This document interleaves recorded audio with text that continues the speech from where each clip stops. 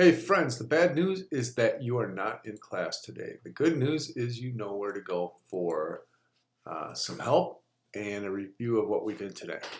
So today is Wednesday, October 11th. And what are we doing today? We're doing chapter 2.1.8, what if both sides are equal? So remember, when we're comparing anything, we are using the comparison mat, but now we're using a different kind of mat. So if we go into our eTools, and we want to compare um, left and right, which one's greater, then we would go onto the background and we would use this comparison mat number 2. But now we want to solve for x. So we're going to go to equation mat number 2. So this line means equal. And we're going to balance what's on the left with what's on the right. And ultimately what we want to do is put the x's on one side and then put the numbers on the other and then find out what their value is. And we still have our opposite zones down here. Okay? So that's what we want to do today. Our learning target today, we want to begin solving equations for x, and we will strengthen our simplification skills. And our success criteria, number 1, can you find the equation mat? Number 2, can you use that equation mat to solve an algebraic expression? We're going to remind you that tomorrow we have a formative 2.2, and we're going to talk about what are the common errors that I saw on formative 2.1. So we're going to try to head those off and address those. So we'll look at that together. So we maybe have a better plan going into formative 2.2 for tomorrow. We began by reviewing our homework, and these are attached on the stream too, so you can see me work out problems 2.7.1 and 2.7.6.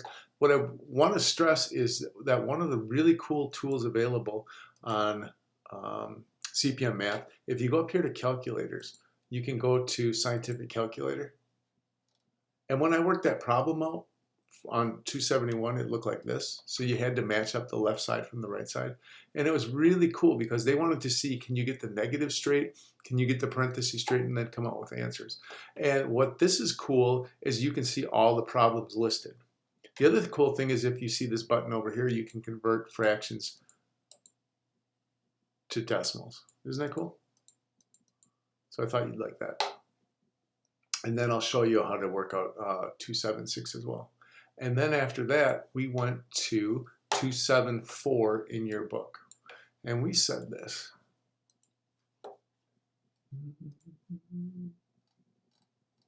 We looked at this problem together, and we said,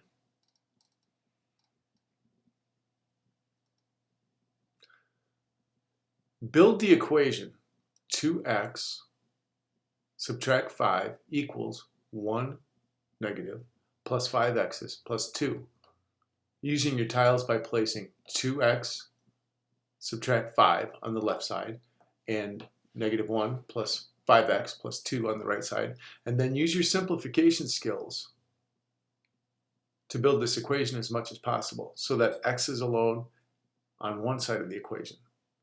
And now use the fact that both sides are equal to solve for x. Okay, so we did that together. And then I said to the kids, this is what we're doing today. So I want you to build this equation. On the left side, we want 3x subtract 7. On the right side, we want 2.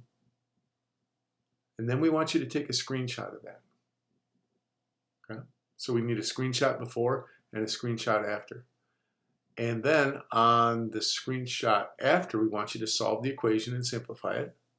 Then what we want you to do is put a text box to let us know what x equals. Okay? So we need a screenshot before of the problem, a screenshot after when it's solved, and on the second screenshot, we have to know what x equals. So let's kind of take a look at this one together. We have 3x subtract 7 equals 2. So I'm going to go to my eTools. And remember, we need the equation mat 2. So they said we need 3 x's. Okay.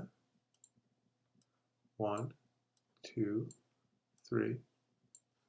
Then we need 7 negatives.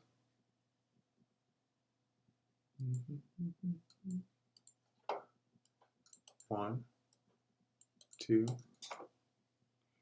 3, 4, 5, 6, 7. Okay. Then we have equals 2 positives. So I put 2 positives over here. 1, 2. So now I want to take a screenshot of that. Okay. Now I want to solve it.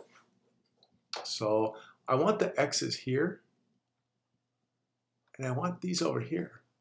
And remember, if you put them over here, it's just like going into the opposite zone. They change signs. So this becomes positive, positive, positive, positive, positive, positive, positive. So right now we have 3x equals 1, 2, 3, 4, 5, 6, 7, 8, 9. But we want to know, what does 1x equal? What does 1x equal? So I'm going to go like this. That's just the way I like to think about it. And I'm going to go 1 there, 1 there, 1 there, and 1 there, 1 there, and 1 there, and 1 there, and 1 there, and 1 there. So we know 3x equals 9, but what does 1x equal? Well, I'm going down to General Tools. I'm going to put a text box in here. And I'm just going to say 1x is, and I'm saying is because the equal sign on my keyboard doesn't work, but I put 1x equals positive 3. That's it. So I took a screenshot before. I took a screenshot after with the text box that said what x equals. Take a screenshot of that. Send them in. Sound good?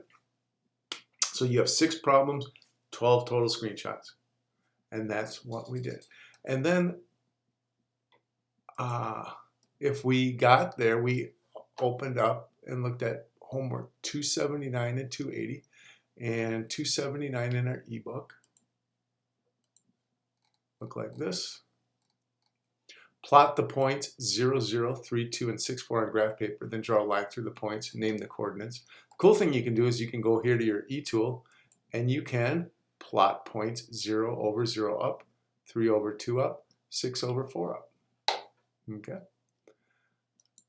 And then they want us to plug numbers in. So if we have 6 times m plus 2 times n squared, and m equals 7, plug it in there.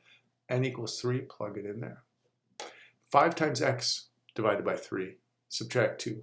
We want the answer if x is negative 18, so we put negative 18 up there. So it's 5 times negative 18 divided by 3, and then subtract 2. Over here, we want 6 times x, then square it. Subtract x divided by 5, and we want x to be 10, so we put 10 in here. So it's 6 times 10, find that answer, square it, and then subtract 10 divided by 5. And then in this one, we want to put 1 in for k. So we have 1 subtract 3, find it. Then we have multiply that times 1 plus 2. All right, and that's our homework. So what did we do today? We came up with the closure. In that last problem in 75, we said, what if there's no x's in an equation? Like all of them we found, you know, x equals something, x equals something. What if there's no x's? Okay, that's our closure question for the day.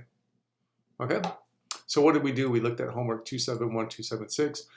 We talked about the formative that's coming up tomorrow and the common errors in that formative. Then we looked at lesson 274 together, and then we sent the kids working on 275. They had 6 snapshots, 6 before, 6 after, and then in the text box, in the after shot, what does x equal? And then we moved to homework 279 and 280. This one is on your ebook. I would do that. That's pretty cool. And closure, what if there are no x's? What if we're trying to balance something and there's no x's? That's today. So I hope you're feeling well. I hope you are back in school, and we miss you, and we hope that you have a wonderful day.